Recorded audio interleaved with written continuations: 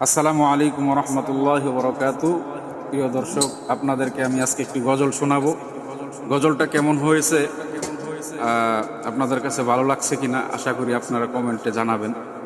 তো দেরি না করে আসুন গজল শুরু করা যাক।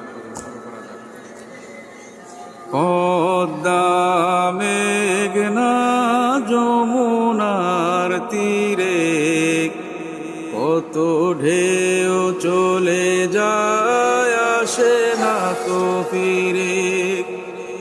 পদ্মা মেঘনা যমুনার তীরে কত ঢেউ চলে যায়, আসে না তো ফিরে। তেমনি আমিও হারিয়ে যাব, তেমনি আমিও হারিয়ে যাব। আসব না কবু ফিরে।